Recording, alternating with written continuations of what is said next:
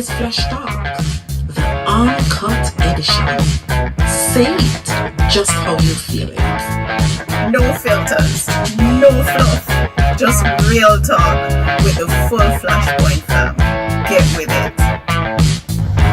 From hot takes to belly laughs, the crew is locked in and ready. From debates that might get a little spicy, including all VIP members. This is where vibes meets voice, jokes meets truth, and we talk things. We are here to get real. It's raw, it's real, and it's about time. Big conversations. This is Flash Talks, the Uncut edition. Flash Farm. What's that the things then now? Real people, real voices, real conversations. Flash Talk, the Uncut edition at 7 p.m. every Thursday, right here on Flashpoint.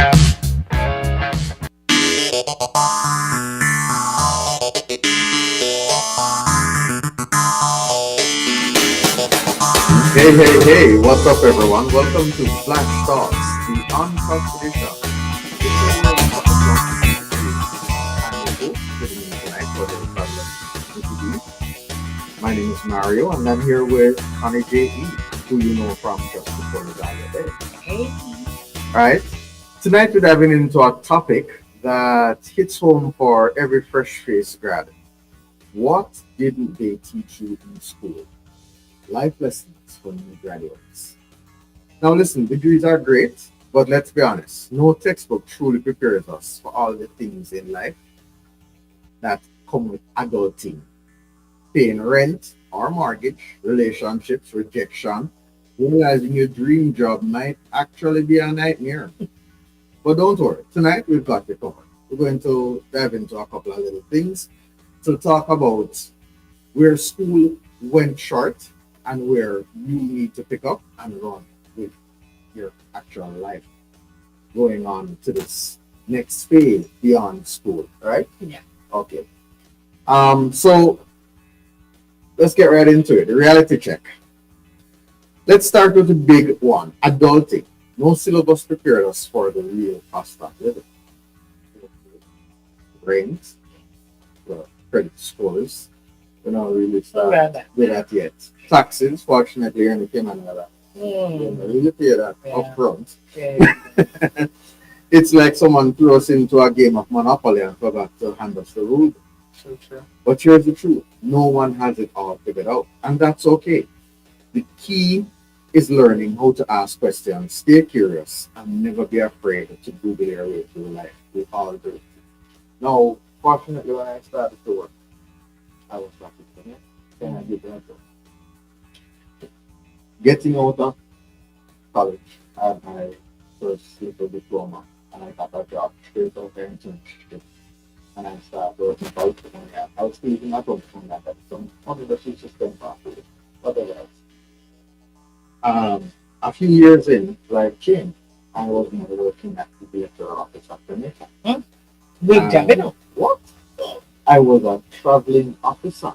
What's it? I was a level 2 traveling officer. With provide and company provided car? No, company didn't provide car. I had my own car. So company gave me Yes. traveling allowance. All right. So I am at this point. This was like 1999. Yeah, I am 23 years old, and I'm standing in the back about to crash my chair with my mother, who is also a level 2 traveling officer, working since 1964. Wait. Working since 1964, and me look for my payslip, government payslip. Me look for my payslip, look for her payslip, and realize that the payslip don't look very similar. So me say, hold on, me take it from her and say, Mom, me and you on the same level? The laugh. So you are one and she are two. No, I'm 2 and she's level 2. But I'm working at this place for a year and cut. And I've been I am working more than your now. mother. I'm working now for about 4 or 5 years in total. And I'm saying, but mommy, now you're on the same pay level? She laughed. She started to laugh. Like, crazy. I'm money to know. All it was pay 1 billion at the house and my excitement expenses. Right? And she has been supporting the family for God knows how long. We can see him. No, she just I get this money now, you know. Because she just reached level 2. She has been level 2 her entire career. That was a wake up call for me. Hello. Yeah. How you send picnic go to school, keep food in the house, send them to for summer holiday and all them something there, and you just reach this stage in life? That was crazy for me. I couldn't understand. Crazy for me, no. And I'm saying to her, mommy, how? And she just kept laughing. She wouldn't stop laughing. Let me tell you, so that day, respect for my money, turned up. Yeah, man, level up, man. Right? Now, not saying that my father wasn't there and he didn't contribute. He was in the house, bills were split, and they had other things. But my father ventured into a few entrepreneurial escapades that weren't always very successful. So, yeah. Most of the day-to-day household running was mom. Yeah. And I am now realizing as a young adult that I am at a level where she has just reached. Are you just And we just come out of school. You understand? That's adulting, eh? That is crazy. Right? When you realize that you have to be able to buy basic necessities. You need to keep toiletries and dresses in the house. You have a car, so you have a car pay. You insure the car, keep it roadworthy. So you're servicing it, you're buying gas to put in it. You have children. You don't. And shoes and if we're even looking at the ones that just graduated, I'm gonna say, okay, I'm not gonna put the kids to it yet. Right. But when you think about now, your light bill, your water bill, and for those who may not want to stay at home, they want them, and you have your internet bill. And the youngsters, everybody wants a car before investing in a home. Yes. And so all of these things, when you look at these things, we're actually majoring in the minor. A minor and a major, and it's where we catch. Near 40, we start to say, brown cup. Yeah. May have to start. Yeah. Buckle up. So that's what we're going to talk about tonight. Buckling up from early. Of course. Right. So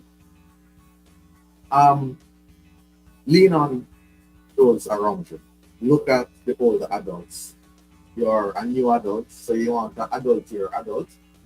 Figure out from them how it goes. I remember when I just moved to Kenya, 20 years ago, 2005.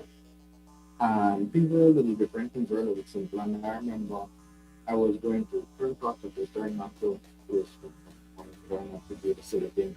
I remember somebody showed me a house to rent on the seaside for $1,500 a month back in 2005. And I thought to myself, are you crazy? Why would I want to live on the seaside? All inclusive? Yeah. No, not all inclusive. No, I pay like water and things.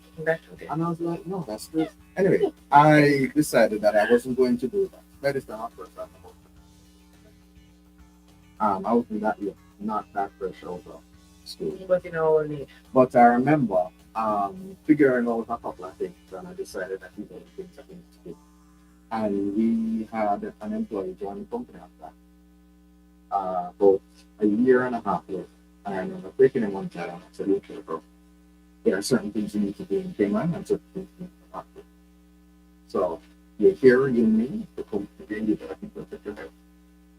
Drive it as long as you possibly can. But no buying a car. Get them running outside. Yeah. No right now elaborate place too far from work. Right. Because we have a job that is high stress, that you need to be close to work. So you need to stay close to work. One bedroom now, yeah. Get a one bedroom or a studio. So now you want later on, bigger stuff out. And I remember telling him all these things. And I said to him, when I came, the older guy started to respond, to not give me any good advice and hope that I made a stupid mistake so they could laugh at me. And I said to him, fortunately, come, I did. And I'm going to make sure you do. That's good. He did take my advice. He did test a couple of things, but he did follow it almost to a T. And he had a very great experience here in Finland. I think one of the key things I would tell a young person is listen to the older folk because they've been there, they've done it, they've experienced the ups and downs, they've seen the benefits and so forth. Because it's one thing that is very hard that I detest above all else is a person that is unteachable. Because oh my gosh, you would pour into them and it's just like pouring water into a basket. Can I tell you? So my advice is, like you say, I love networking. Back in the day for us, like how we do networking now, I think it's much easier to network now. Yes. But Back people then, want to network. people want to. Back then, it wasn't known, if I could use that term. And so now you have persons in different areas because look here, you may decide to be a technician, a computer technician, and 5 years into it, you decide that you want to be a lawyer. Networking allows you to be able to venture, and I always say have a plan A, B, and C. So have the book, get the degree, but as well, if you are into sports, you can do that. But just know when it comes to sports, just limit yourself 5 years because you can have injuries, Yes. all these things. So don't look at a forever. That degree that you did. Right. Some will work its way into Exactly. And then always, for me, I always say, even when I want to major in a particular thing, I also have a minor in something else. Because you never know. I can't exactly. That's right. And so take advice from those who have gone ahead. And mind you, I may not have gone to college and have a degree, but that person doesn't mean that they can't give you, who came with a degree, advice in the wide world. You know what I mean? Because you have the emotional intelligence versus Absolutely. the book smart, and I'm Absolutely. sure we're gonna touch on that a little bit. But Yeah, take we will. advice, be teachable. Be teachable. Absolutely. That's a very good point. So next up we're gonna talk about relationships. Not just romantic ones, but networking. Well, we started talking about networking, friendships, co-workers, and yes, dealing with difficult people. School teaches algebra, but not how to handle a toxic boss or a roommate who leaves the dishes in the sink for a week. Life tip: emotional intelligence will take you further than your GPA ever will. Learn how to listen, apologize, set boundaries, and give grace. Customer pays off. Mhm. This is interesting because I never lived with anybody outside. Well, I boarded a car and garbage. After I did for a little bit and stuff. I took it from another person. She was like, yeah.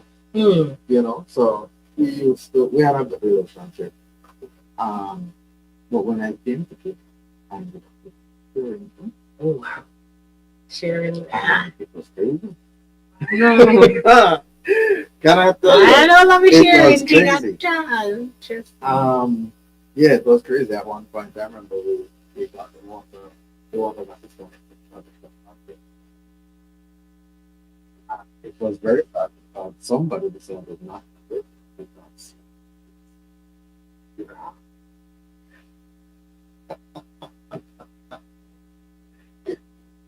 so one of the things we need to navigate how to be a difficult person. Oftentimes, you remember that stop and so turn the weight round. About 3 words. Yeah. Stir up anger. yes. And that is true, We need to take a step back. We need to just, you know, focus on what is important. Look at the situation. Cause harm. If you're going to cause harm, do I need to jump out and not show that first? Maybe not. Not think about this before we move forward.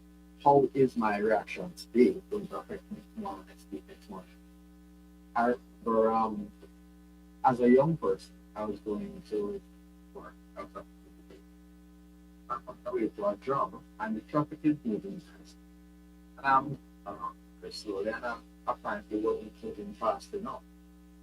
And the person doing. And I did something very naughty. I Had to do with a thing though. had some distance. Yeah. The fellow came around and not you twice. Words, And yeah. when you Encouraging words. the traffic was going nowhere, I got out of my car. I put this car and I said to him, "You've got around me, are you happy now?" Then I went back to my car. Tell me that you don't have road rage without telling me you have road rage. Went back to my car, kept driving, ended up seemed to be trailing this fellow, only to go to the very same place this man was going. Only to get in, he's scampering off to the back somewhere and asks for Mr. Brown. And the lady at the front said, "Mr. Brown, stop right there. This man is here to see you."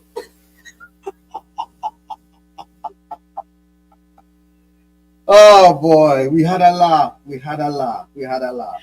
And the first thing he says to me was, "I was rushing to get back here to meet you."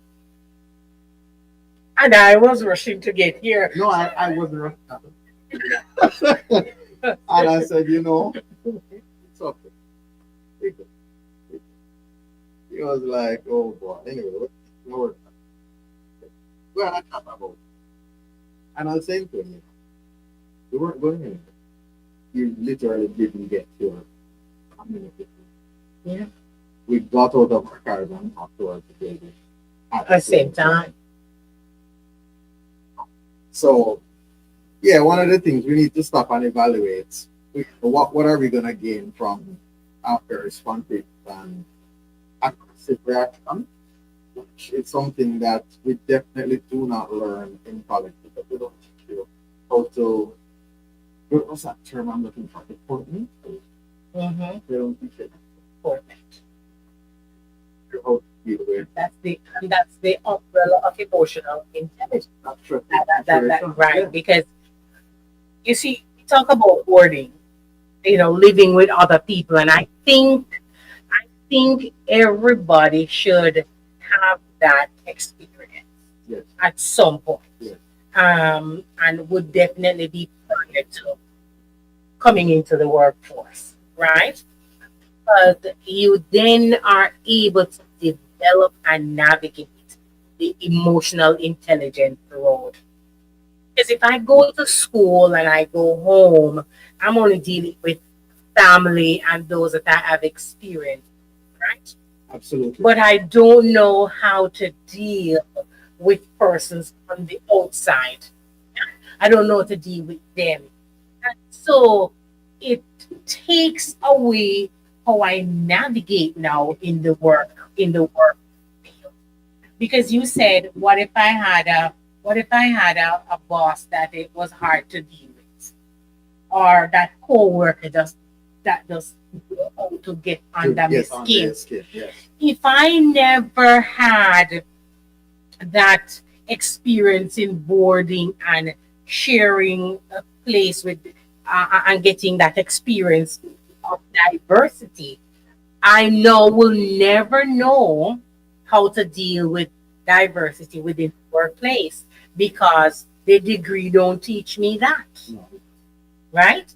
And I will piggyback and say one of the key things always is that, and I've always said it, the baby born and Back in the day, it was the girls alone who get them ears pierced. Now they're piercing the boys' ears now too, right? So the baby is born, or when the mother is pregnant, we plan a gender reveal. And then after the gender reveal, we have a baby shower. Baby's born, first thing we do, we pierce the ears. And for some of us, we may plan the christening. And we have that little party and everything. Yes. But the whole planning around the christening is not the service portion, giving the child to God, presenting the child to God, but the munchies after, the celebration The party. after, yes. Everybody And that's gets up all. and then And we, yes, Yeah. and we have the color scheme and we have our theme and so forth.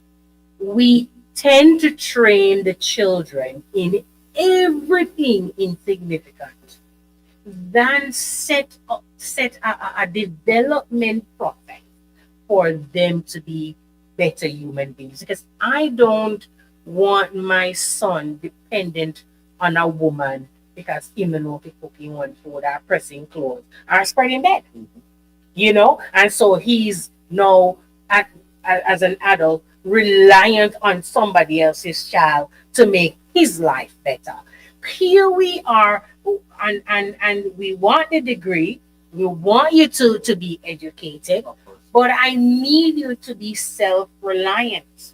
You have skills. You need them. Yeah. So instead of piercing children's ears or talking about I'm going to allow the child to tell me who they identify as, whether female or male. That's a different kettle of fish. I don't want to get into that. Yeah, but me is in the wings, Oh. and I know Him always want to jump on. that one. But- That one is going to freaking. But you still have to, because the thing is, if we are training our children to be able to take on the role that we will vacate, we have to be advocate for them now before they come into the role. Because when I get older, I'm gonna be depending on children now, baby, with my baby, to come sort out my pension. Yes. Me know yes. why you come be no thinky, come mash up my pension after me I work so hard, I build my pension. Something I noticed. Did I go to dialect? No. Something I noticed. So my life now revolves around children. Mm-hmm. The children going to school, picking up from school, going to activities, all of these things. And I was saying to my wife, as a child, nobody changed their life to accommodate me. As a child, you were with your parents and you were doing whatever They had told to you. do. Yeah. And it seems to me like we were being prepared from day one for what we were going to spend most of our life as an adult. Because you spend the early years have so many different stages. Mm-hmm. I can't even name them: toddler, infant, toddler, pre, adolescent, Young teenager. adult. Yeah. You live to 65, 80. From you reach 18, you consider that adult. 21 in some places. But that is 20 years versus 60 years of that. Why do we focus so much now on training children how to be children? That is what I'm saying to you. That we major in the minor and minor in the major things. Because we are training and making plans for what is significant.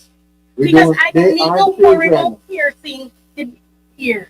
Why don't you allow that baby to choose if they want their ear pierced?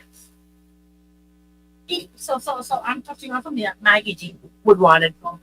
But what I'm saying to you, here you are choosing for the child to pierce the ears, but you're saying you're going to allow the child to tell you what gender they are when they're already defined. Yeah, So I'm saying now we so you see, I'm just saying, what are we doing? And then we are so keen on finding medication to slow children down because we now label them, so this and this and that.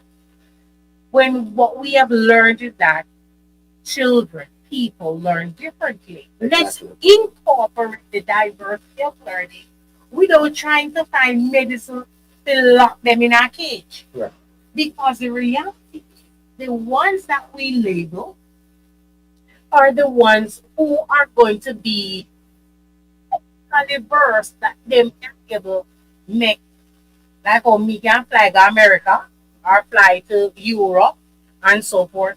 We are able to easily do that the moon. Teach them these life skills to better themselves while incorporating the educational aspect and ensuring that it is sprinkled with salt, that they know how to care for each other. To be able to have a rounded individual navigate this world, you cannot do it without their spirit Connie and J, putting God in their lives. you remember when we used to think, Mhm. you remember after age 4, that period right after lunch, and used to do oral instruction. Hmm? Yes, do that. I don't know. People, No. both Connie and myself went to the same primary school back in Spanish Town. Yeah. And it was a Catholic primary school. But one of the things they did called oral instruction. You were taught at this period how to conduct yourself as a decent human being. Yeah. How to be considerate, how to consider others' feelings before your own. Mm. You know, how to navigate this world with people, caring for people, just Others. because. Yeah. Yeah, not because you were gaining something from it, Mhm. not because you thought you owed somebody something, but just because this is a person too, and I am going to care for them because I might need their care one day. Yeah, it's the basic principle of navigating the world because Yeah. you are not alone. Other persons are in this world, and one of the greatest thing was actually being taught what it means to have empathy. At that time, we never used to call it empathy. We used to just narrow it down and say Sympathy or empathy, yeah, right? And care. So just and you remember back in those days, we dare not walk past an adult without a greeting. Yeah. And we greeted first. Yeah. And if we were doing shenanigans on the road when an adult was coming, You we straighten straighten up.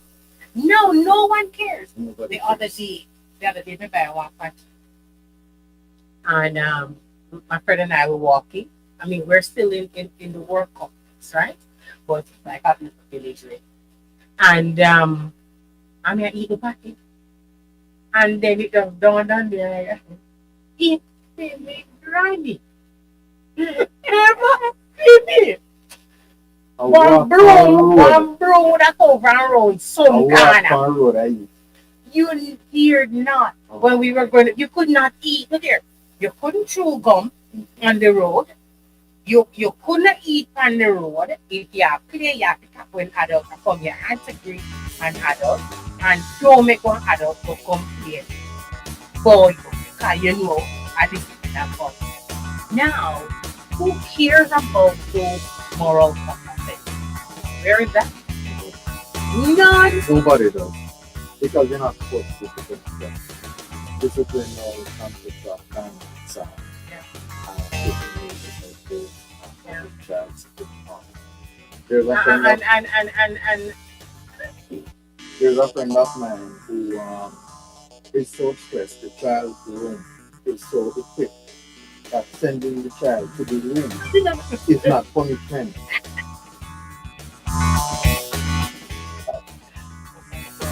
Right. So anyway, let's take a short break and we'll get right back into the conversation after these few messages. yes, and make sure to like, subscribe, and share. It is Flash Talk, the Uncut edition, live here in Grand Cayman.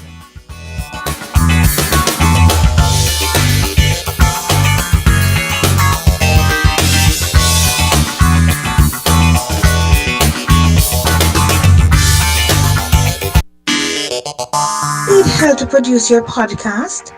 Flashpoint Media makes it very easy. We can relieve you of the headache by recording your podcast for you. So, take the first step to getting your content to your desired audience. Contact us here at Flashpoint and your podcast will be live in no time.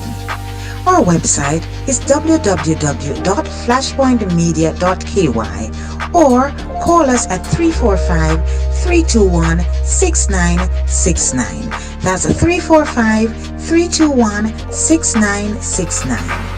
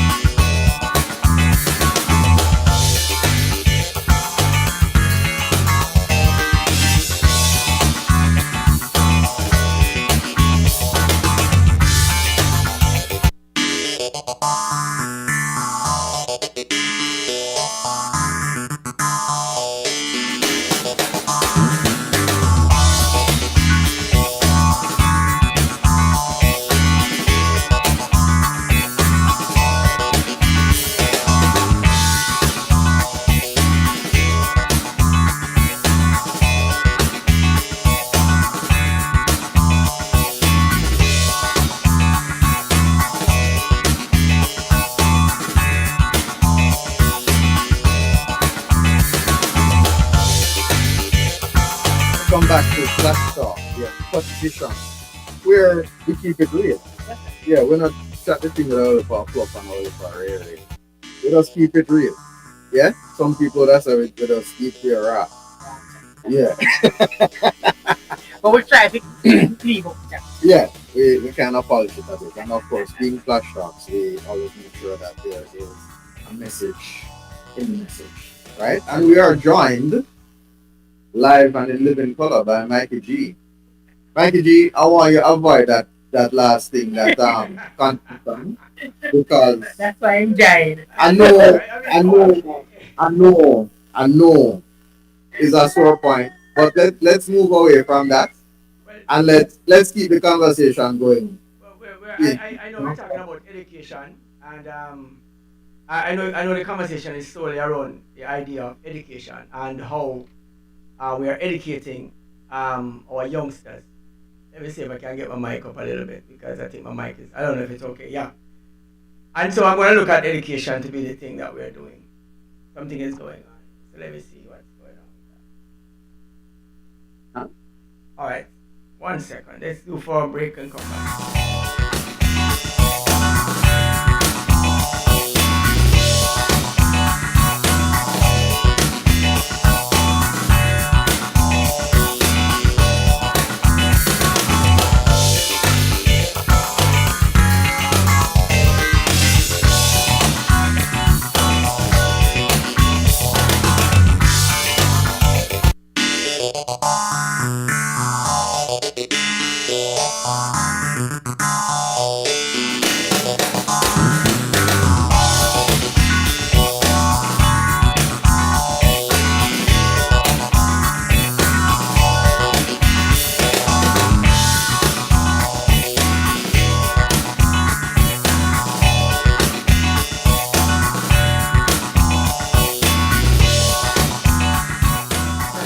We are back and we are joined in the studio by Mikey G. Mikey G is smirking because he wants to jump on a topic with them. So, No, I don't particularly want to jump on the topic, Mikey G, you used to teach. You used to form young minds into productive members of society. Tell us from a teacher's perspective, how do you think that the school system could be improved to help our children prepare better for the hustle and bustle of life after school and, fitting into society as a meaningful adult and, you know, providing for themselves and moving forward. Well, one thing for sure is we look at education and how education works, and I have grown from a child to an adult, and then worked in the system for a while of educating. But even after coming out of school and being an adult, I realized that some of the things that I'm learning now, how to navigate life, could have been very beneficial to me as early as elementary, rudimentary teaching and training. It could have benefited me more at that time, which means I would have to try to learn it now by myself. Because it's like I now learn so many things to navigate even business, considering. If we know anything about education, we know that education is geared towards teaching persons to become employable. Yes. That's the concept of education, to become employable. And that is the essence of education in totality. That is the roundup of it all. I had a conversation this morning about food security and food sovereignty. And the question is, what's the difference between the two of them? Between them. Food security means that you would have had all the security, you would have had food supply from all over the world. You would have secured your food income, your intake, that is necessary for the nation to be fed properly, and nobody should need anything. That's food security. Food sovereignty is having the ability to feed yourself without any outside source, which means that nobody can dictate the terms and condition on which you will eat. And so, by feeding someone and you take away their food from them, you somewhat can dictate what they should do under your command, and what you dictate they will have to accept, because you dictate how their belly and their stomachs will work. I'm using this analogy because we are looking at education in the same sense. Education in reality is to train persons to be employable. And this notion of being employable supersedes the idea of entrepreneurial thinking and making business and creating new business.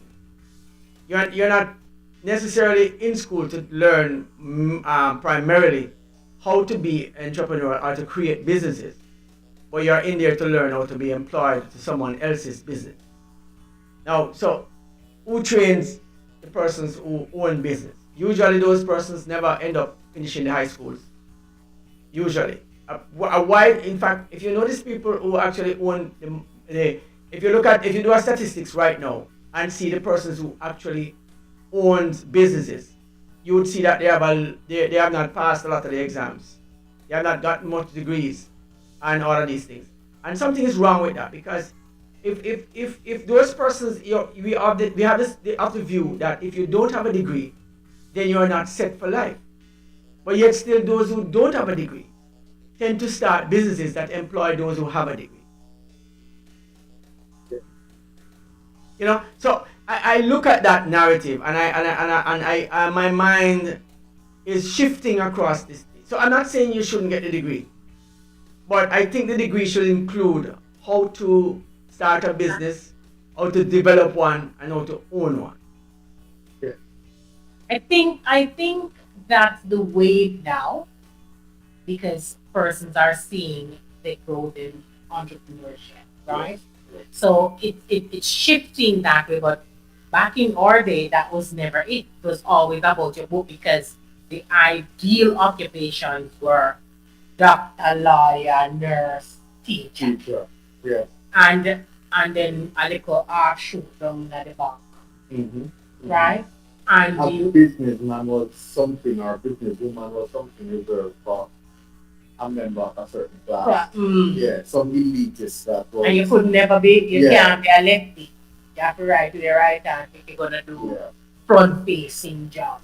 So it was all geared, and I think, like you were groomed a certain way, the mindset was a certain way. So just like Mikey G is saying, no one looked at, hey, I could teach you to start a business. The life skills I could start you at elementary. Yeah. I remember in math class they taught us all these different things. I know. You know, MC square and Algebra, oh my the goodness sake. arithmetic and all of these things. But very rarely. There's one thing, oh gosh, what is it now? I don't know if Nike can remember, but there was that thing, it had something to do with the two equations, simultaneous equations. Mm. Yeah. With what? Simultaneous equations you're saying? Instead of you need to buy flour, sugar, salt, piece of meat, and some oil. The sugar costs X, the flour costs Y, the meat costs Z, and the oil costs A. How much of this and that? And so it is what they call reasoning. There's a subject matter, I think, that you go through elementary that is called reasoning ability, right? And it's really mathematics in living colors. It's like reality in math, like living maths, right? Truly though, Mikey G, to think about it. Yes. When you were giving us those equations, if they had said to us, when you become an adult, this is how you are going to have to budget your money. Exactly. You need to determine how much you're going to put for rent. I was talking to somebody the other day and they were telling me that they are paying about 75% of the salary for rent. And I said, that's free. That is absolutely free. You need to be below 50% for rent. Right. Definitely, if you could be at 33% or lower, you would be in good stead. But 75% for rent, after that, you can't save anything. But then if that 75% is for rent, Mario, I would say this. And cable bill, internet bill, Yeah. that the next 25. So what's the saving? What's the food? What's the creation? And then here we are, and so now we have persons who are now breaking down mentally, emotionally, financially. Yeah, but it was given to us taught. in arithmetic. Yeah. And it was taught in such a way that it turned everybody off. Nobody remembered it. And nobody decided that this is something that can be later on in life because it just wasn't fit that way. When you mentioned something. You mentioned something, Mario. I would chime in on the idea of ambition when you spoke about ambition earlier. And we looked at what ambition is, and so Connie went ahead and he said, you're a doctor. If you had ambition, you'd want to be a policeman. You'd want to be a doctor. If you had ambition, you'd want to be a nurse. If you had ambition, you want to be a lawyer. If you had ambition, you'd want to be a teacher. If you had ambition, you would want to be any of the above. But if you never had any ambition, what would you be? And then I looked at the thing, and so I was a young man. A landscaper. Well on, wait for this. So the young man, he left school. He was like grade 9, grade 10, right? And so he left school at grade 10, and so he returned to the location that I was working at the time, and he came to look for his past. Students like to come back and look for their teachers. It's a popular thing. You did do it, Mario, when you were growing up? Yes, I did. It's a common thing, right? So he went back to look for his teacher, and lo and behold, I was his farm class teacher at the time when he graduated from school, and he was, I think, grade 10 when he left. I think he left at grade 10 somehow. Our school ended. It didn't have a grade 11; it had a grade 10. I don't think we had a grade 11. I think we had a grade 10, a grade 9, and then a grade 10, and then that was it. He came back about 2 years after, or a year and something after, and the young man was driving a BMW. At the time, most teachers didn't own a car. And I own one, but I own a ladder. When ladder motor car was the car. Let us hope so, sir. Listen. And so he came back with a BMW. I had my ladder parked out the front. And he came and he said, "Sir, my car that And when he said that to me, I looked at him and I felt jealous. Can I openly say that? I felt jealous. I felt jealous. He owned a car and I own a ladder. Hold on. Did you hear what I said? He owned a car and I owned a ladder. Exactly. He owned a car and you own a ladder. What I wanted to bring out was this. What I wanted to bring out was this, Connie. What I wanted to bring out was this, that this young man left school like a year and a half. I had to go to school for a little while longer than him to become what I am. And then afterwards, practice to be this. I'd worked in the system for years after. Then I'm working at this location now. And he's graduating years after I'm working at this location. So I've been in the service for many years.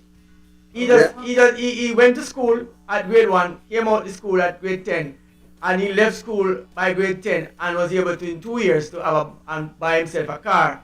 And I had a ladder. You the same thing I told Connie about earlier, Mikey G. Right? You know, the mother and realize that it's already on the same pay scale. Here's the worst part about it. Here's where I'm going to zero in on.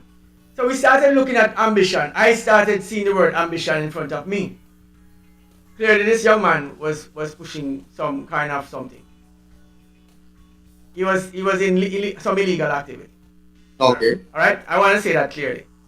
He was in some illegal activities because he shared with me at the time that, I knew that he was doing that, and he said it, that this is how he making money. And that thing let me revisit the idea of ambition. And so I remember growing up with a young man, and we were all young men together. And we sat and we were talking what we want to become when we get older.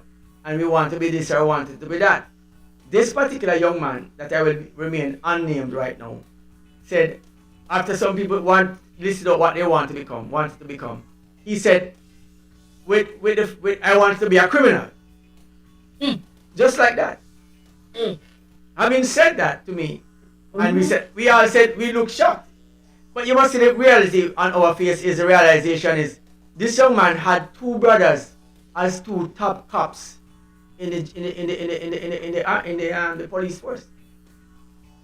Wow. But his ambition, I'm going to use the word now, again, was to be a criminal. And so I started when I saw the young man, I linked the word ambition with that conversation. This was many years when I was a little boy, young man. And I linked it that time back to my early childhood days and see the connection between the word ambition. And I asked the question, what is ambition? Is it that if we choose to be this or anything that we choose to be, that we want to be? Now, the ambition in some of our jurisdiction, in some of our capitals, is to be a scammer. It's one of the biggest ambition of most young men and young women right now. Ambition. And it begs the question, what is this thing? In the mind of some of the young people, that is an official occupation now. And listen, that means they wake up every day building their trading. And they do it seriously. Oh my God. Can I tell you? And they're working on it. They're working on their skill. I wish that, I went to Jamaica earlier this year and I had to deal with some folks with the government offices. And I wish those people had the tenacity of the scammers. Can I tell you? I would say to you, Mario, one thing for sure. If I get one person like a scammer to run my business, to just do marketing for me, you don't need anything else. You want to see him. If you're going to do marketing, you want the scamming mentality. You want to have a scamming mentality to do marketing. Let's not even glorify that because, I understand the concept. Yes. The tenacity about it. But here again, we see that even the mind of a person like a scammer is an environment without God. And for the student that visited back Mikey G, and the student says, I want to be a criminal, is an environment without God in it. Because all we are seeing is what it has been embedded from then till now, is that persons look at gaming thoughts. Yes. Persons look at I must have the car before without even acquiring the home. I need to have the flashy. So I make 50,000 for the year and I'm living at 90,000 a year. I go, I get a credit card. The bank is not saying no to you. I or even if you think to get a house, you go and they say, get a uncle, get a mother, get a sister, get somebody to join on and come when you know it. You're not making enough to even pay this mortgage. But just they're gonna give it to you and you're coming because you meet the requirements. You're looking and there is no template for how do I allow God in. And everybody may think, oh, it is stupid to think that I need to have an area for God in my learning, in my everyday interaction, in my finances that include my budgeting. Because even the psalmist David said unto God, teach me to number my days them. Because God said, I've allotted 70 years to you. He said, teach me to number my days. Because why? I need to be wise in that. Because when we talk about when we young, and when we are come at 30, till we 40, and then after we're going to be dependent on the people them that we were supposed to impart the wisdom to and then the technology. And if they're not teachable, guys, the idea of the flashy is what everybody wants. The people want on criminal because they want the pretty car. Nobody wants to drive the glorified bicycle, which Lada or no, merely the teeny car there, right? Yeah. Everybody want a Changang or BM or Porsche, whatever. We all still are going towards the flashy. But rightly, as Mikey G said, the man that came out of school without the degree, without the bachelor's, without the master, without the PhD, him a higher PhD, Yeah. people money in their pocket. Okay. Mind you, we're not saying don't get the education, but we're saying see how you can tie both together, Right. and you can be responsible people, and then the flashy is just Yeah. nice thing. Let's not give anybody the misconception that you shouldn't Go to school. go to school, get an education, and it's okay to get a job in the workforce. It's okay to get a corporate job and work that corporate job for years. It's okay, Of course. depending on your personality, your level of engagement that you need Yeah. for satisfaction. I'm a people You- person, but you I never might be a need- mechanic. Right. You might need a job that you can clock in at 8 o'clock and And clock come out out at at 5 5. o'clock and disconnect completely so that you can go and get on with the rest of your life. Yeah. Because there's a lot going on in Because your life. sleeping is a side of food. But I want to chime in here a little bit, Mario, if you allow me a little bit, in the education aspect. And I'm happy that you chime in on the idea that we don't want to give anybody the wrong impression that education is not key to success. Because then we have to then we now have to now visit the idea of or revisit the idea of what education is. Because what we have been told about education is somewhat guided along the pathways of some person's perception of what it should be.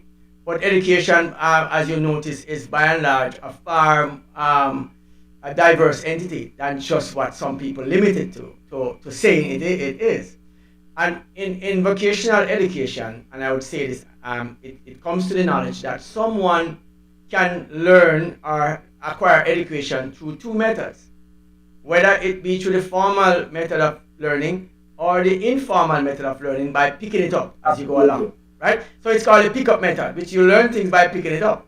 The fallback for picking it up is that you don't sometimes link the technological findings to that pickup method if you don't really look at some of the information. But the real truth is that that person will learn this thing without all the technology and perform an awesome job, and then become the person who can teach the next generation somehow this was not just formally just what you call limited to persons who were in construction.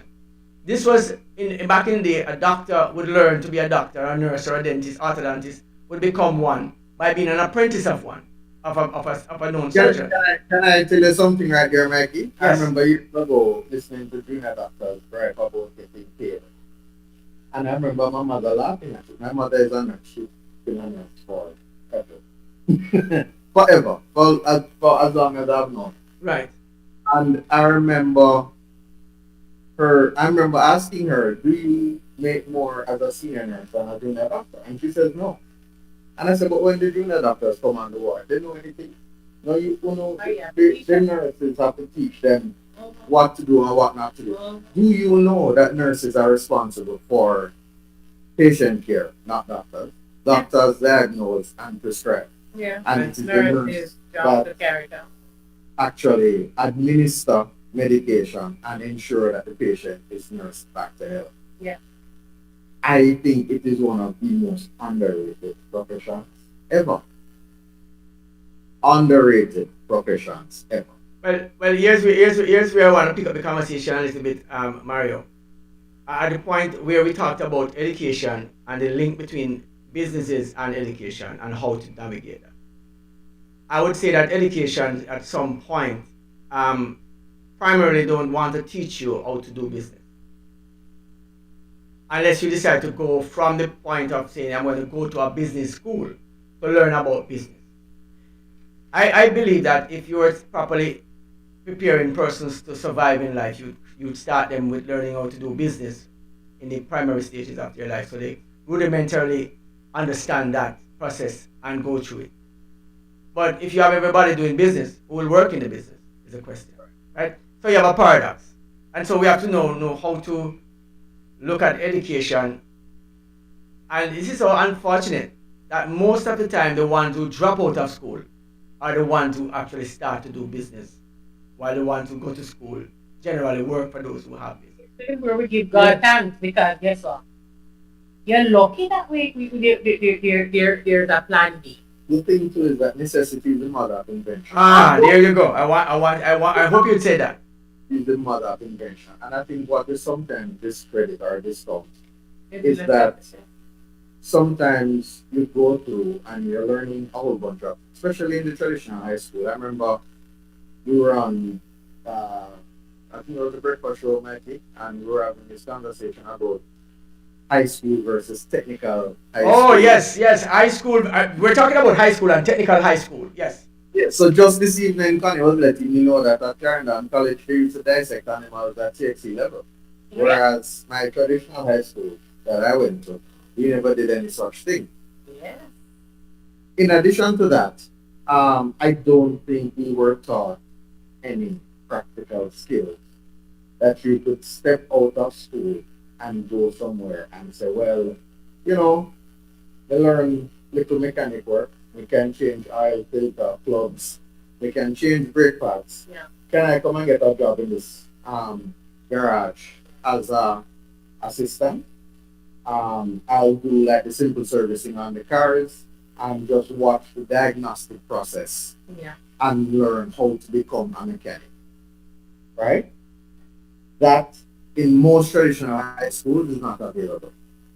The most that you could do is, I think, accounting is probably one of the most practical subjects they teach you. The business. Yeah. Yeah. Business accounting. Yeah. And there's a subject called principles of business. I think that if theory. you pass those two in CXC, you might have a chance On the outside. to get into a position where you can actually hit the ground running. Otherwise, you were basically prepared for the next round of school. Yeah.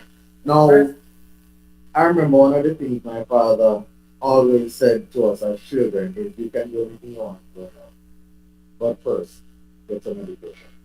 Please. And I see where that was necessary. We did learn a few things. Can I shout out? Years ago, I went to UCC in Jamaica and I was doing an associate degree in computer science. And I met a fellow called Lyndon McDonald. If you're listening to this, Linda back, you still are a star in my book. I remember he taught us computer math. 1 and 2. But the first computer math we did, we did no math at all. he gave us research projects on Alan Turing from the computer, the way it historical. And it taught us research and it taught us how to link things together. One of the things I remember we did was Boolean algebra, which is to this day the root of reason in my mind, but I couldn't figure at the time how it links to computer math. And he packaged it in such a way that he taught us to think, how to reason, and how to arrive at a concept based on a situation that you're faced with, right? And I don't think that this is taught early enough, and I don't think it is taught enough in every different subject area because no matter what subject area you're doing, you do need the ability to reason through certain things. Absolutely. Right? I remember I had a very serious episode where I ended up going to the hospital and my life was saved. And somebody said to me, "A lucky Dr. So and so was on duty because if he never did it, nobody else never ever took the chance to do what he did to save your life." This is imperative because that critical thinking that you develop over years with experience and that ambition that Mikey talks about to go further and do more is something that I don't think can be taught, but it should be identified and nurtured in students. Yes, yes. I remember, Resources must be put in place for that. yes, I remember I used to teach years ago. I don't know if you know that, Mikey. You know, I used No, to I teach. no, I didn't know. I think I maybe somewhere along there. No, but I didn't remember that part. And I remember there was a guy, I was teaching a class, and there was a guy who all he wanted to do was pick the computer. And I am teaching him all of this theory, all of this theory. Keep on thinking, sir. Me My practical, head, man. no build some practical man, you have to pull up things and you say, usable. Computer is slightly different. You need to understand theory of computers. And he couldn't understand. And the night we were going to physically open a computer, he was the most excited in the class. And when we opened up the computer and he looked inside it, he said, "Sir, what are you reciting?" And I said, "This is it." And he said, "But there's no moving parts." I said, "My friend, this is why you need to understand the theory. Because this one, to troubleshoot, you can't look at the moving parts. You have to look at the moving parts on screen. You have to know the software. You have to understand what it should be doing to know what it's not doing. Right, and right, the pathing to take to get there. Yeah. A lot of the programs that we do are useless outside of the classroom until you're given an opportunity to Well, put to do in here practice. is here is something that I would chime in and I'd say this. You finished, Mario. Sorry, do you want to cut you? Yeah, so saying that to say, I did a diploma in computer electronics and repair. And for 6 weeks in that course, you had to go and intern at a company that offered such services. And I was very fortunate to intern at a company very dear to my heart. And after the 6 weeks, our classes were due on barbecuing following that. And the guys asked me if I wanted to stay on and continue with them in between classes. And I did. And that to me was more valuable than the 2 years of the course that I did. Because I learned so much on the job, in the tech room at the time. Interpersonal skill. Right.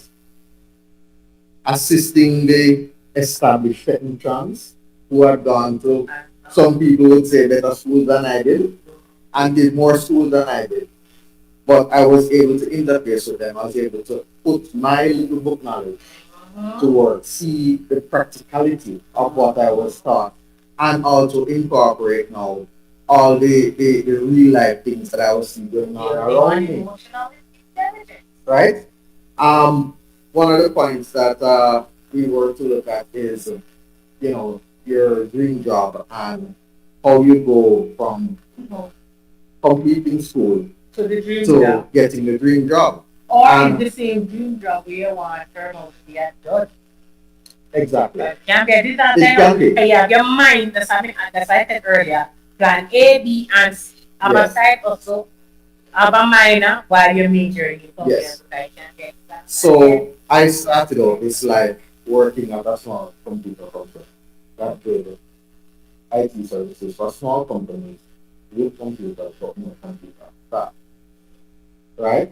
So a small company doing things for small companies, and because of that, I got into the behind the scenes of every different sector.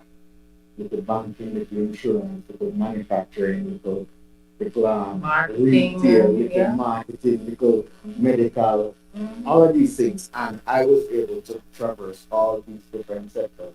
And I got a chance to see the inside workings of all of these different little places. And that built me up in such a way that's irreplaceable. I would never swap the first 3 years of my working What life. tell the people them for when you anything. initially wanted to be?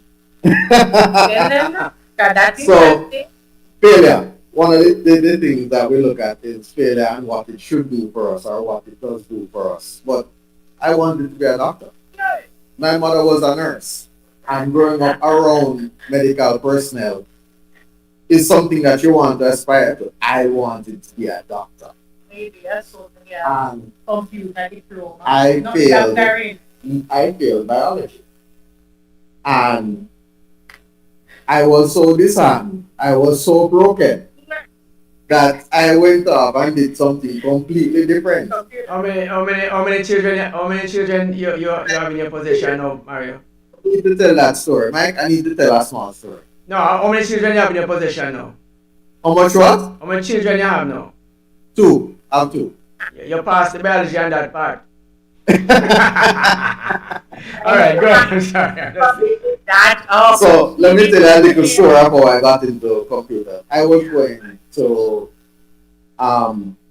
to school and I was doing a research, a couple subjects, and I was moving on to a couple other subjects, advanced level. And my goal was to go to UTech and do electronics and telecommunications, which is not necessarily computers, but more, circuits and stuff. The goal in life at that point was probably to go and work for cable and wireless. Back then it was called something else. And, Telecommunications. yes. And I was at Excel, and I remember a friend of mine was doing computers and he was doing programming, and he was in the lab one night. And because we usually value about which ones, I'd wait on him and we set the ones together because it was kind of dangerous. And I remember one night I was in the lab with him, and he set me up on a computer in the corner to play a little game. And every time the game crashed on me, we went to call him to reset it. And he said, "One, feel that. I'm not try work." And he was there. So I said, "You know what, Stan, show me how to start, And he said, "Really?" And he said, "Okay." And he said to me, "This computer thing, you're so smart. You should do it. It will be so easy for you because you are one of the smartest people." I'm looking at Stan there. I don't know about that. But anyway, he showed me how to boot up the computer, get it, and we're running. And so now I know how to do this now. I picked up on a couple of the commands and stuff. And I'm now bored. Yeah. I've navigated. Yeah.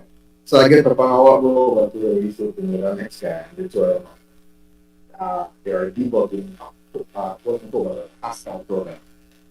And I'm looking at all of those lines of text and stuff. And I'm trying not to be too annoying or too intuitive, but I want to know. what's that there? Guy says, "Okay, that's a if then state." So okay. So if this then do that, okay, fine, alright. Why you put the semicolon there? And it says, well, that's the end of a statement, so end each statement with that. And I see them compile the program and they have like 1,000 errors. So we're going to say, what you do the colon part? He said, "I don't use a colon. That's probably just a display thing." And I said, "Oh, well, that is wrong. We change that to colon to a semicolon, and that's it." And they did that. They compiled again and went back to put the error. And the tour internally looked up and said, See that? So we have now changed the mind of doctoring to computing. From doctoring to electronics, and no, from From electronics to computer, Mhm. more anyway. And that's where my journey into. So I said to my parents, I want to get into this computer thing a little bit before I go off to do the electronics down place there. Mhm. And my father said, okay, fine, yeah, Try it out. we'll try this, but make sure because this Then I is have gone and wonder up. yeah. So this might be the last step. So let's make sure this is something you really want to do. And can I tell you, I got into it and I've never got out. Never got out. However, that's not necessarily where I am today.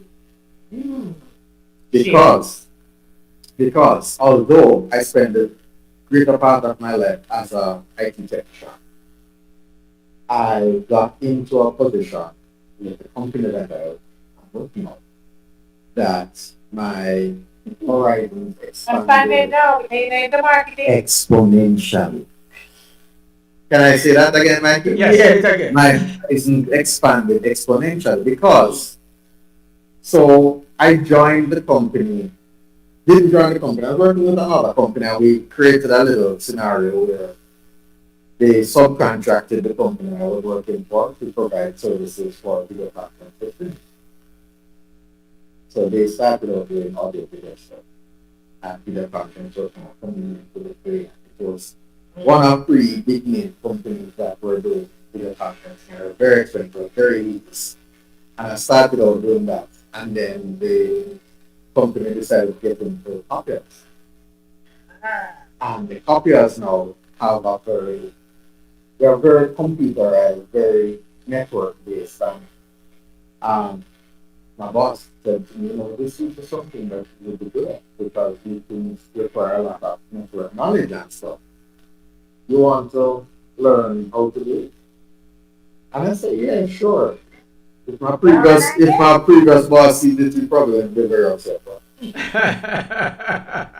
Then I got 35 on the copiers. My current boss said to me, great, so we can renegotiate the contract now to include the copiers. I said, no, negative. No. What we're going to do is we're going to change. We're going to close that contract. I'm going to resign from that job and I'm going to come here and work.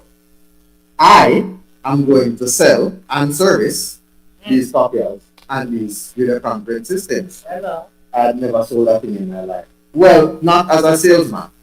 I had been recommending devices to people as a trusted IT technician for years. And I figured this is probably something I can do. Yeah. And so now I've transitioned from technician. A, B, C, D, now you know. Yes. Doctor to Right. telecommunications and computing. Now to repair. Repair and sale. Repair and sale. So now I started to do sales and service for copiers and video conference equipment. Can't anything expensive. Of course they Then are. answer. You just married. Hey. You just buy one house. You wife pregnant. And I'm sitting there thinking I'm going to start with it.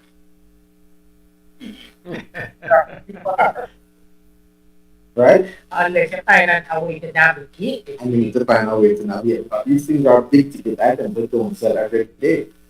So what do? I go to my boss and I say, hey, you don't go into every make a list of this stuff and let me sell two computers on.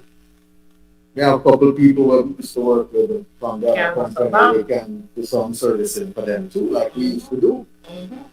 He says to me, you believe that's something we can get into? I say, yeah, of course.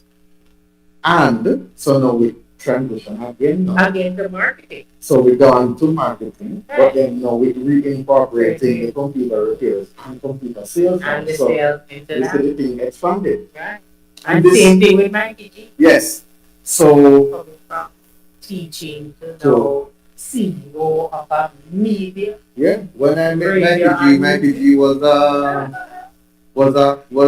running a construction company. Yes, we have that to figure that out. Yeah. Anyway. From teacher to construction to media. Yeah. So here we know in this thing, and I got to a point in life where I have to I wanted to go from yes. I wanted to simplify my life to the point of good afternoon, ma'am. Would you like So regular, they have plan age, you know. premium, or diesel? Fiber, Pull it or yeah. fiber ten. And I said this to my HR manager, and she said, "Okay, let's figure something out." The audio side of things, the residential system, all of these things, homes are getting smarter. The equipment in the homes now are getting more elaborate, and then Yeah. you need more IT-based knowledge. And they said to me, suppose we leave the corporate stuff and come and do residential stuff. Focus on some home automation, Yeah. some This now Yeah. we're gonna picking now Well, interpersonal. plan B, plan B. No, I'm gonna enter it. All right. So we will go into that now, and that's where I am. But who However, would have thought? Who would have thought? And so that's why it's key again, because you saying this comes back to the point. You must be teachable. Yes. You must be willing to listen and take counsel Yes. from those who have the experience, who have been there before you, and ensure you have a plan B, C, as we're gonna add.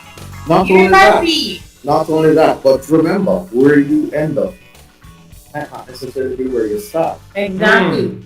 I want to be Miss World. This is the part that I'd come in at this point and I'd say to you, I remember learning mathematics and didn't know what to do with geometry. I know what to do with that thing because there are this thing drawing these circles and these squares all the time and all of that. And I'm like, well, and it was just ridiculous for me. I was just, what's this, But I soon learned it a little bit more. And then I started doing a job that requires me to adapt to it. I went to do a course in drafting, construction drawing. And I had to use a lot of that. And then I started to do some construction. And I realized that the geometry was all about construction. Yeah. Everything, it was just construction technology. I didn't realize the mathematics that it was geared towards that. But nevertheless, for me, education is a very interesting thing. Many persons perceive education to be going to school and somebody teach you. But I would tell you that if you just observe the world, what you learn sometimes can be shocking and damning. What you learn, just observe. I realize I want to skip over the point, as you said, where we end up is not where we started. True. And I said I wanted to be Miss World 2026. I don't know, like No, well, Miss Connie, let me tell you something. You're gonna have to comment. No. Yes. Connie wanted to be Miss World. Mario. Right. Yeah. So we can put in a plan and figure out how we're going to get there. You see, the thing is that sometimes dreams you may share that persons may think that they're perfect, Yes. or you'll never be able to get there. What are you talking about? How could you move from wanting to be a doctor to being in marketing, or moving from marketing to be a doctor? The thing is that everything is open for you to embrace. And it's not just tied to book. Yes. It is also tied to life skills. But life skills as well cannot function to their full capacity without book knowledge. They both go hand in hand. And the key thing to understand is that we're so diverse. Back then, diversity was not embraced as though it's being embraced now. Yes. Right? Because the mind is such a great thing. God, the creator is so amazing. But the thing is, when I thought I was only in this box, I realized that I could cut aside of this box, cut aside our next box, and join and I made a pathway to a total different avenue than where I was. And one of the things is your mental health. What do you think, Mario, when we think about education and mental health? You know, I remember back in the day, we had a lot of stress exam time. Mm-hmm. We were put under so much pressure to pass exams and to get to the next level, get to the next level, get to the next level, that I don't think anybody spent the time to think about what it was doing to us mentally, or it was breaking down our self-esteem and giving us, a lack of confidence in ourselves because life was just focused on passing this exam, getting to the next level. Can you Because we were narrowly in one direction. Yeah, we were wearing blinkers. All we had to do was pass these exams, get to the next level. Pass those exams, get to the next level. I think Japan has a very interesting educational system. So up until I think it's 7 or 8 years old, the children don't go in academic. They're taught to be polite, they're taught to be helpful, and they're taught to be useful. So they're taught how to do things like prepare meals, carry out. They're allowed to, go out and do grocery shopping, that kind of thing. Do you remember as a child being sent out to go buy things at shop? Yes. 6, 7 years For old? bread, sardine. Yeah, that's not something we do with children these days. And no paper. That shop, no idea. And no paper. This is it. No, maybe put that in dry. Yeah. But the worst part about it, Mama or Papa couldn't write and read at some point, so she couldn't write it. And we had to read. And we are primary school. We had to read. No only that. So Mama, when she said they go shop, you have to remember the rice, flour, sugar, and it in a milk. And it stick of butter. Sorry, half cut of butter and big ginger oil. And so you have to remember. You have to remember all of that. And you can come back. Remember, don't forget the butter. And so when you go in, you don't forget the butter. When you reach, you say, Mama said, don't forget the butter. But what else she did ask me to buy again? Yeah, so you back to that butter. And no spend the 5 cents by no sweetie. Try to go back, right? The mama need a you couldn't see, not even mama ever see, you couldn't see Papa. Because when Sunday come and we couldn't buy you couldn't buy the whole chicken, you have to know style to buy the chicken back. Eh? How you used to buy chicken back? Hold on, Mario. Hold on.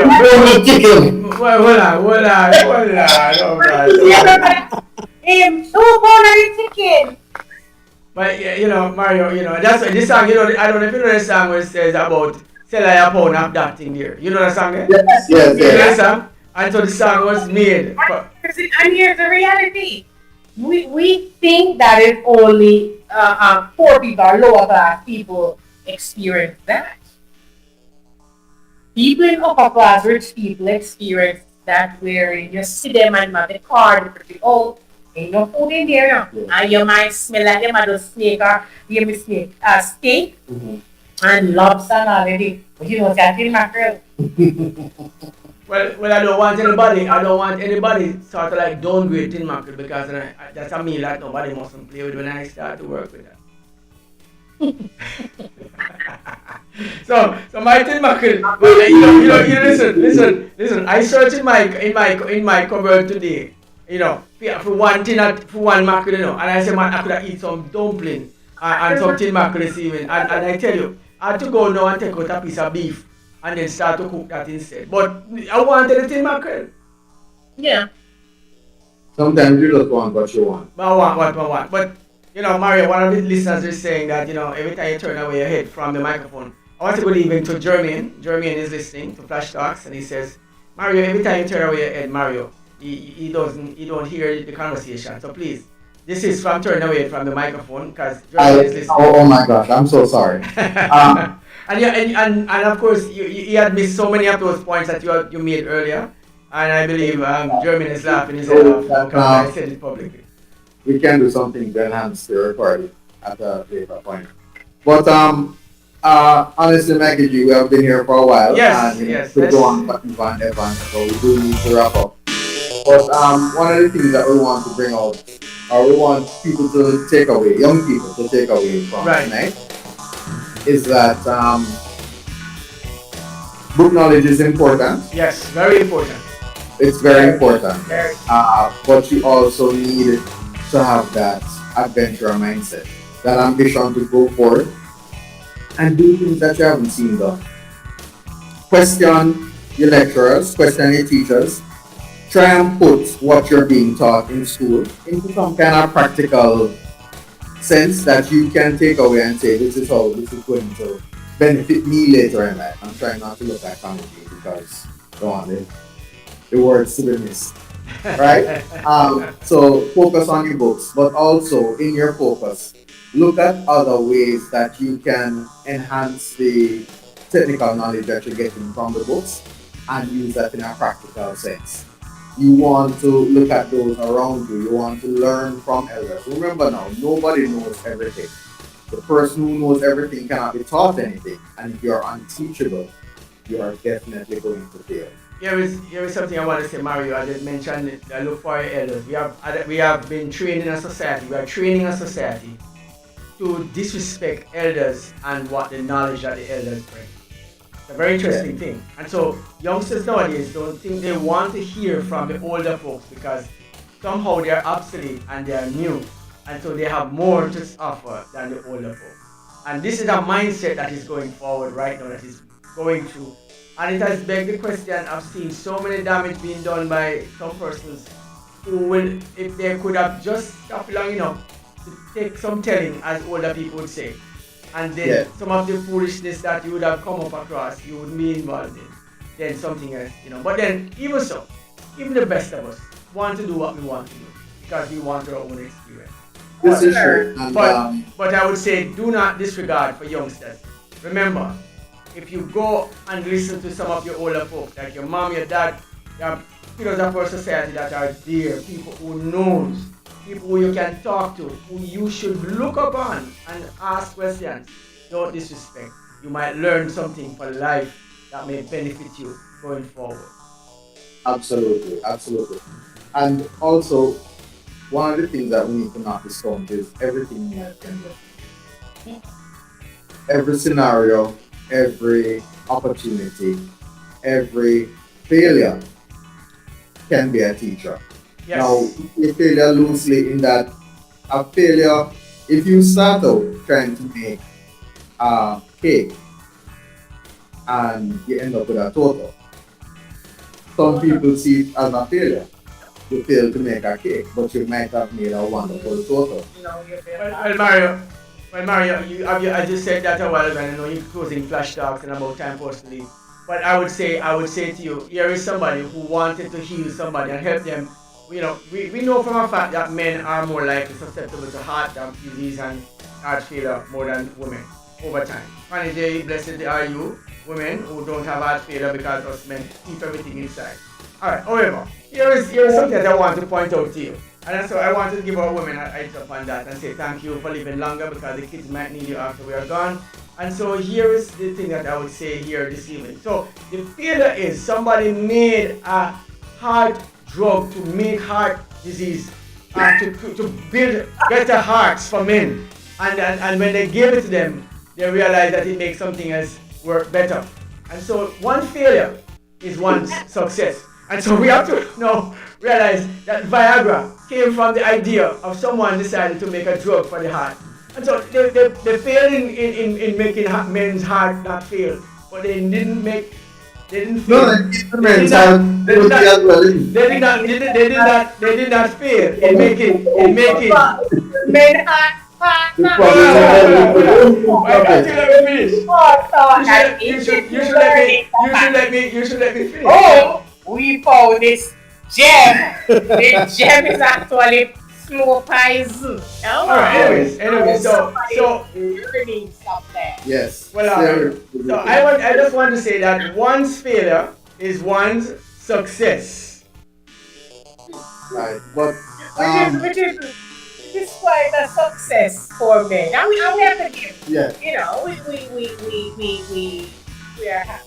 That's a kind of Jay. You see what you just did a while ago?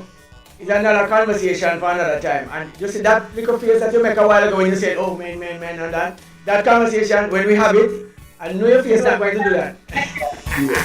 Hey, got it. I know. When you do that the next time, our face will make up our face like this. Mad, because what we're going to say, we want to have the conversation around the idea of Viagra.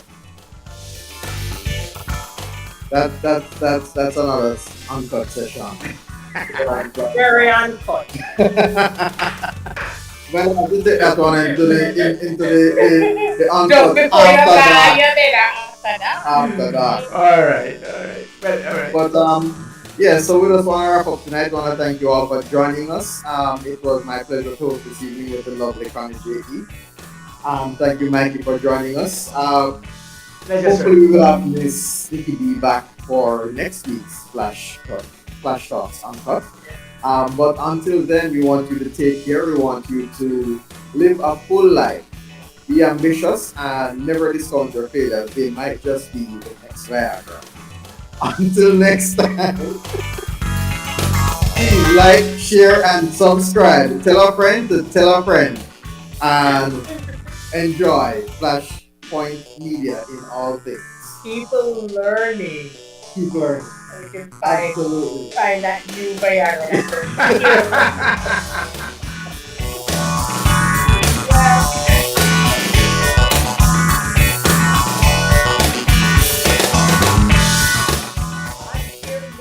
It's the same place right here at Flashpoint.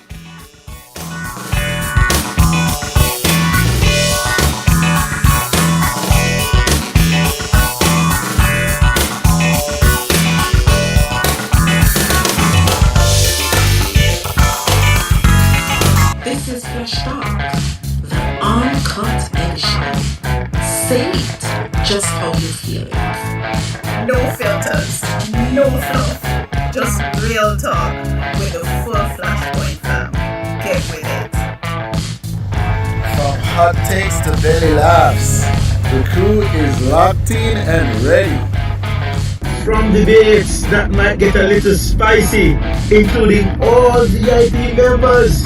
This is where vibes meets voice, drops meets proof, and we talk things. We are here to get real.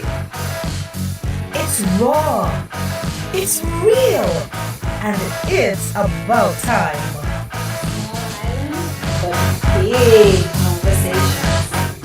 This is Flash Talks, the uncut edition. Flash Farm. What are the things then now?